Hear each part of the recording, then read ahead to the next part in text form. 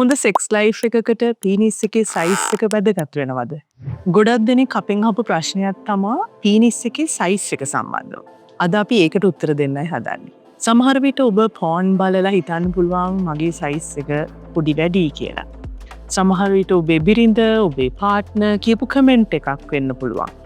ඔබ සමහරලාට පසුතැවීමෙන් ඉන්න පුළුවන් මගේ සයිස් එක පොඩි කියලා. සාමාන්‍යයෙන් ලංකාවේ සමාජයේ තියෙන මතයක් තමා පීනිස් එකේ සයිස් එකත් එක්ක සම්බන්ධතාවයක් තියෙනවා කියලා පෞරුෂත්වය, පිරිමි ශක්තිය කියලා.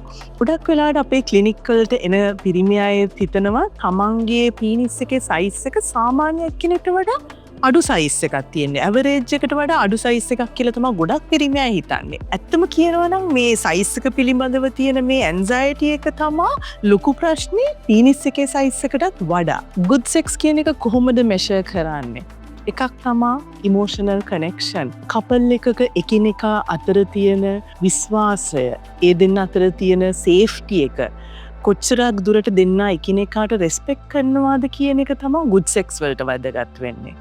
දෙවැනි එක තමා communication. තමන් කැමති මොනවටද කියලා කතා කරන එක. ඊට අමතරව ඒ කැමති මොනවට අනුව වෙනස් වෙන එක, adjust වෙන එක sexually තමා වැදගත් වෙන්නේ good sex වලට. තුන්වෙනි එක වෙන්නේ technique. විශේෂයෙන් කාන්තාවගේ ගත්තාම ක්ලිටෝරිස් එක උත්තේජනය වෙන්නේ කොහොමද කියන එක. ලිංගිකව හැසිරෙන position එක, technique එක. මේව තමා වැදගත් වෙන්නේ good sexual activity එකකට. හතරවෙනි එක තමා confidence and relaxation. ඒ කියන්නේ ඔබේ මනස කොච්චරක් දුරට නිදහස්ව තියෙනවද? ඔබ කොච්චරක් දුරට ආත්ම විශ්වාසයක් තියෙනවද කියලා. ඒක තමා වැදගත් වෙන්නේ ඔබ ඔබේ ලිංගික කටයුත්ත කොච්චරක් enjoy කරනවද කියන දේ.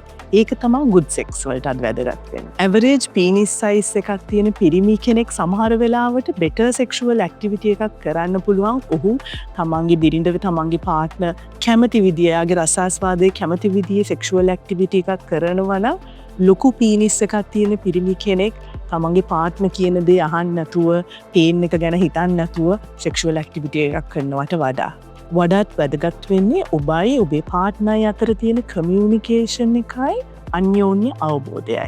වෛද්‍ය විද්‍යාවට අනුව ගොඩක් පොඩි පීනිස් වලට කියන්නේ මයික්‍රෝ පීනිස් කියලා. හැබැයි මයික්‍රෝ පීනිස් තියෙන අයට උනත් හොඳ sex life එකක් විඳින්න පුළුවන්. හරි ටෙක්නික් පාවිච්චි කළොත් සහ හරි පොසිෂන්ස් පාවිච්චි කළොත්. ඔබ තාමත් හිතන්න පුළුවන් ලොකු පීනිස් එකක් තියෙනවා කියන්නේ ප්ලෙෂර් එක වැඩි, good sex life කියලා. හැබැයි අමතක වෙන දෙයක් තමා ලොකු පීනිස් එකක් කියන එකෙන් සමහරවිට තමන්ගේ පාර්ට්නර්ට ගොඩක් වේදනාවක් එන්න පුළුවන්, ඩිස්කම්ෆර්ට් එකක් එන්න පුළුවන්. හරියට ලුබ්‍රිකේෂන් තිබුණේ නැත්තම්. අපි ගොඩක් දකින දෙයක් තමා තමන්ගේ පීනිස් සයිස් එක පිළිබඳව අසතුටු වෙලා ඔන්ලයින් තියෙන බොරු රැවටිලි වලට ගොඩක් අය අහු වෙනවා. ඔයිල් ಜಾති ගාලා එනවා, බේත් අරගෙන එනවා, ඊට අමතරව ඔපරේෂන් ಜಾති කරලා තියෙනවා, ඉන්ජෙක්ෂන් ගහලා තියෙනවා. මේවෙන් ඇත්තටම වෙන්නේ ගොඩක් වෙලාවට දීර්ඝ කාලීනව එක කොම්ප්ලිකේෂන්ස් එන එක තමා පීනිස් එකේ සයිස් එක ලොකු වෙනවාට වඩා. ඔබේ පීනිස් සයිස් එක ලොකු වුණත් පොඩි වුණත් බය වෙන්න දෙයක් නැහැ.